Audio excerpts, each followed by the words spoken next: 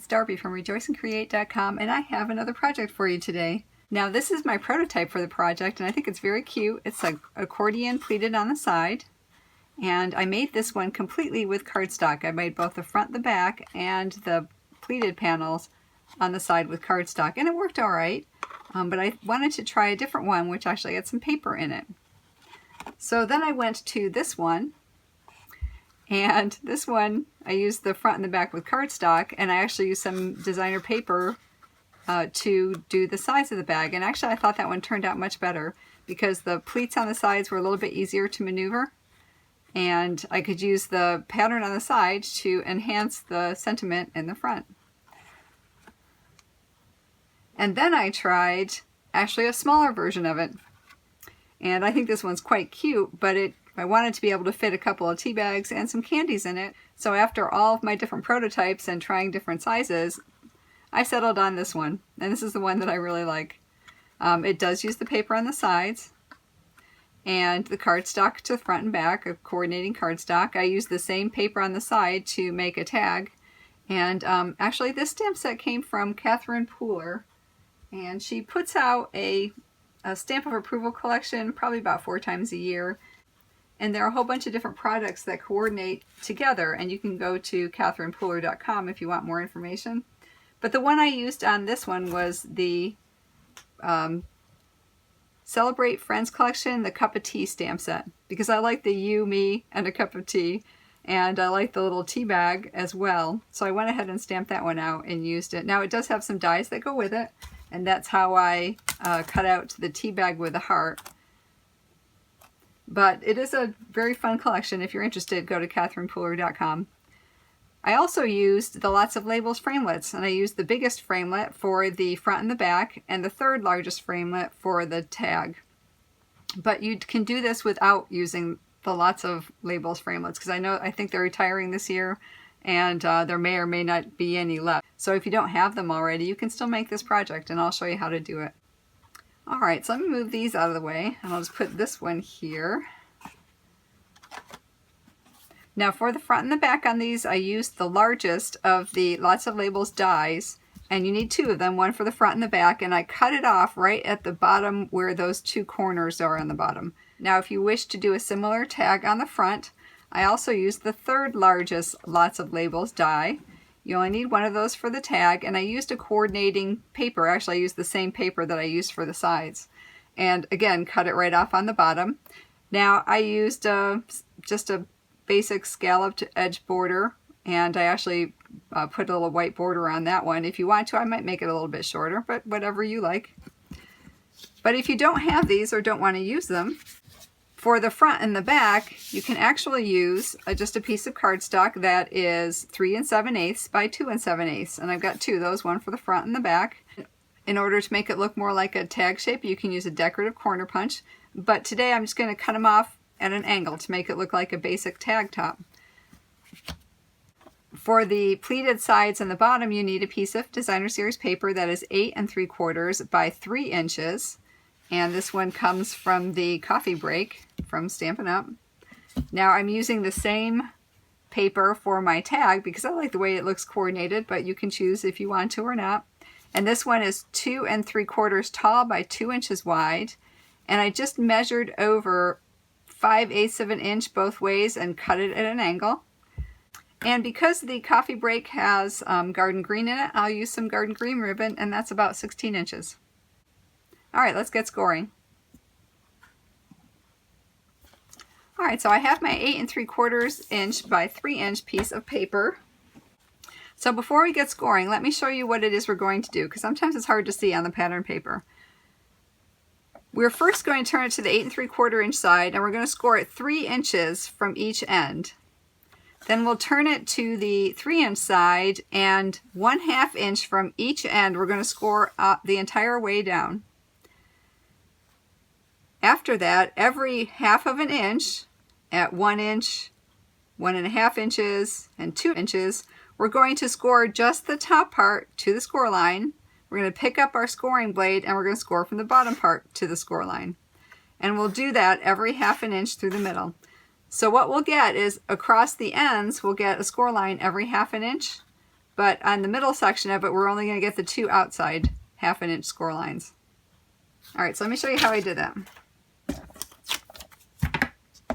All right, so we'll turn this to the 8 3/4 inch side, and we're going to score at 3 inches from each end. So 3 inches from that end, turn it around, 3 inches from this end. All right, we'll turn it to the long side, and at 1/2 inch on each side, we're going to score from top to bottom, or from one end to the other. 1/2 inch from there, turn it around, and 1/2 inch from there.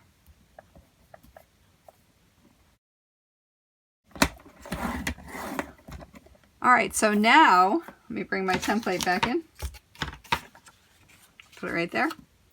So now that I've got this 1/2 inch scored, I'm on that one, I'm just going to move it in every 1/2 inch and score just the top and the bottom. So I'll move it to the 2 inch mark, and I'll score from the bottom to the score line and from the top to the score line. Okay, I know it's hard to see with the pattern, but I'll move it another 1/2 inch to the 1 1/2 inch. Make sure I'm lined up. And I'll do the same thing again, from the end to the score line, and then from this end to the score line. And then once more, move it to the 1 inch, and do the same thing again. Inch to the score line, edge to the score line, and edge to the score line. Okay, so I don't know if you can see that either side. Maybe a little bit. But what we have is exactly what's on this. And the first thing we'll do is we'll fold and burnish these long score lines and the cross score lines. But don't worry about the short ones yet, the ones that are only scored to the other score line.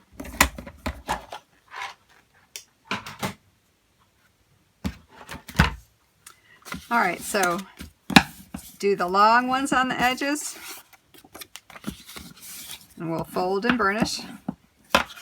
And then the ones that go across, we'll fold and burnish.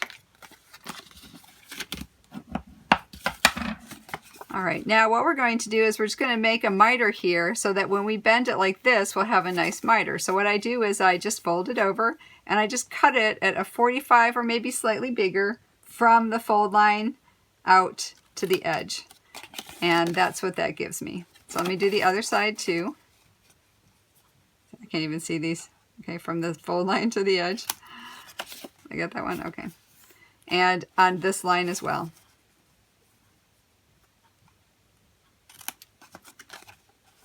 Just trying to do it by feel. There we go.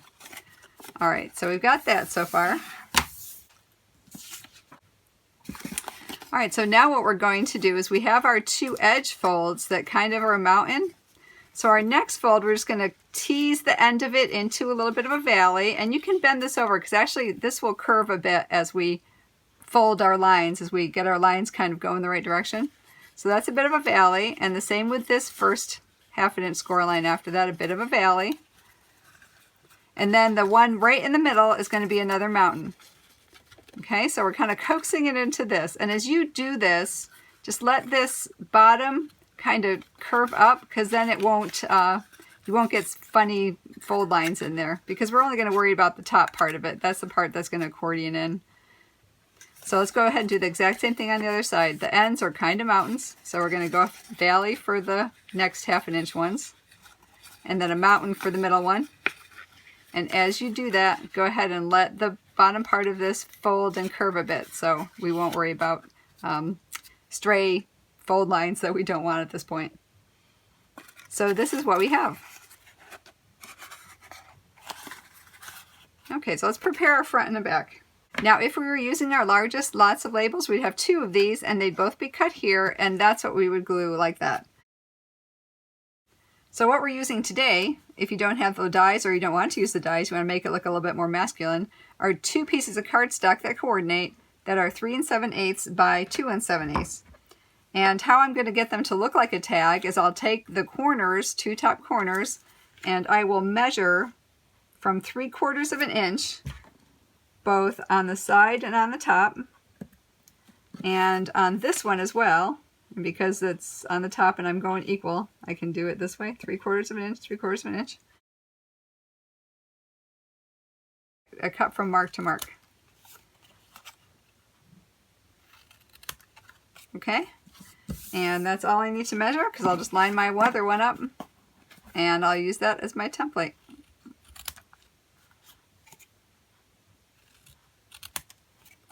Alright, so I have 2 that look like tags. Alright, so let's go ahead and glue these on. And what I did was just went ahead and put a strip of Fast Fuse, or Tombow Extreme actually, which is essentially Fast Fuse, on both the bottom tags. And then I lined it up on this side. Now it's going to be slightly wider, about 1/16 of an inch on both sides than the tag, than the score lines. These score lines will be just inside the side of the tag, which makes it look like a neat finish. So what I did is I put my fingernails down there, I tucked this up against it, centered it, so I knew I was centered, and just plopped that down.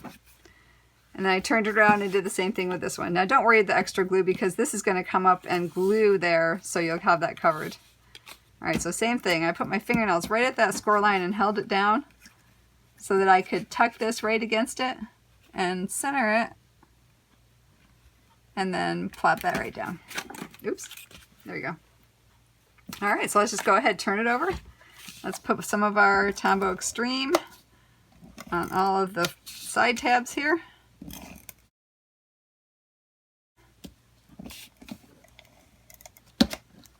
And we're just going to put the box together. And remember, you're going to be 1/16 of an inch about inside there, so it'll look neat from the front and the back. So just leave yourself a little bit of an edge right there. Alright, so I get that one in, and we'll do that to the rest of them. Now just burnish it down.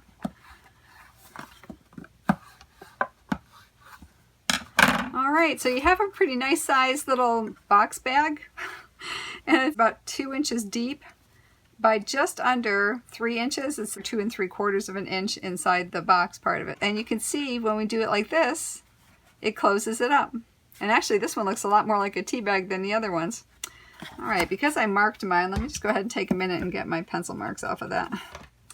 Now, the 2 sides are going to be the same, so whatever you think looks better will be the front. And what we're going to do is we're going to go ahead and right inside there, that's where we're aiming for to punch the holes on both sides. So you can go ahead and hold it together and do them together, or you can punch it one at a time and then mark it. Now, because I'm using a little bit more silky ribbon this time, I'm going to go for a 1/8 of an inch punch. But last time I used the finely woven ribbon by Stampin' Up, and it was not quite as slick, so it grabbed a little bit better, and it was a little bit, had more body to it. So I used the 1/4 of an inch punch on this one. But go ahead and size your hole punch according to your ribbon. Alright, so now what we're going to do, you want to go ahead and put your things in there, and we'll go ahead and tie it up. And how I did this was I went from front to back,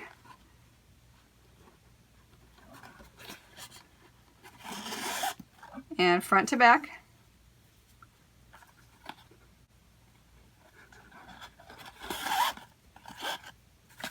and then even them up in the back just so I could tie a knot.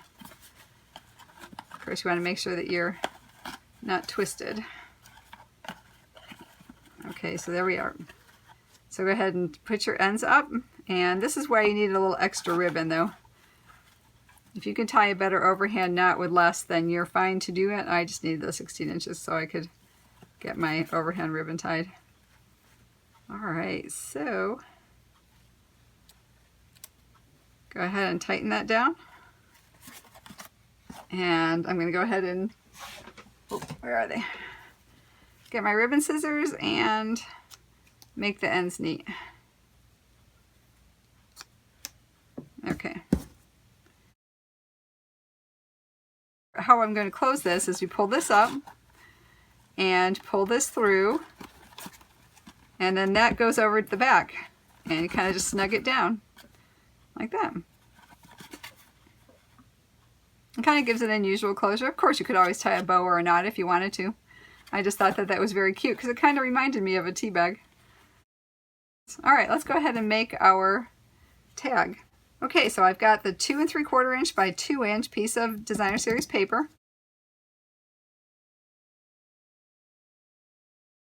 I measured in 5/8 of an inch from both sides of the corner and just cut it off, and did the same thing to the other top corner so it would be even. And I went ahead and cut out a couple of the images from the coordinating Designer Series paper from Coffee Break. So I have Early Espresso from Stampin' Up, and I'm going to stamp the Happy Father's Day sentiment from Teeny Tiny Wishes.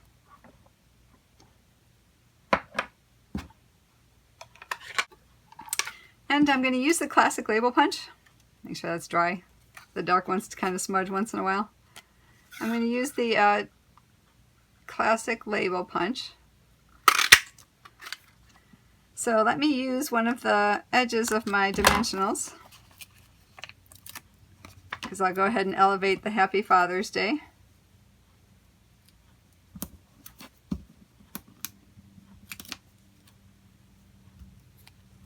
And we'll put that down here. And then I'm just going to go ahead and tuck these guys on. And I'll just use a little switch of the Tombow Extreme. Put that one that way. Put this one this way. And then we'll just use a couple of glue dots to put it on the bag.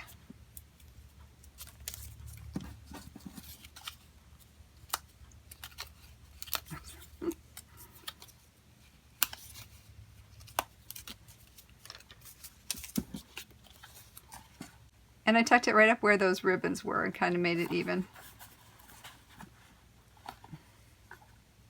Alright, because I think it needs just a little bit more something on there, I'm going to go ahead and use some of the candy dots that I have left over from way back when. And I'll go ahead and just put them on the top of the tag.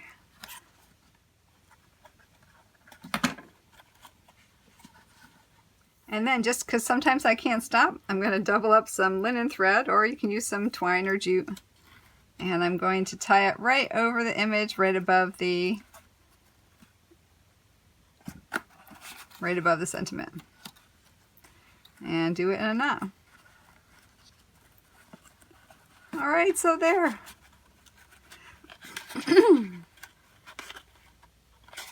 Alright, isn't that so cute? In order for them to open it, all they do is slide that back over and just pull the ribbon apart and they can get to what's inside. To close it back up again, just bring that around, slip it through,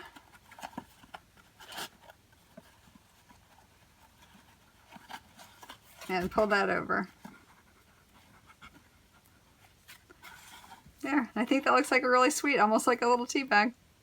In fact, it might even be cute to put a little tag there for your recipient. Here is our project today, a side-pleated treat bag. And here was the first one I did with cardstock as well. As I said, I think the Designer Series paper went better. And certainly you could tie a bow in the front as well. Here's the smallest version of it too that I did. But I think the bigger one gives you a little bit more room for tea bags and chocolates. I hope you liked the project today and give it a try. If you liked the video, please give me a thumbs up and subscribe to see any new videos as they're posted. For more information, please go to rejoiceandcreate.com. And as always, until we meet again, I hope your days are blessed. Bye!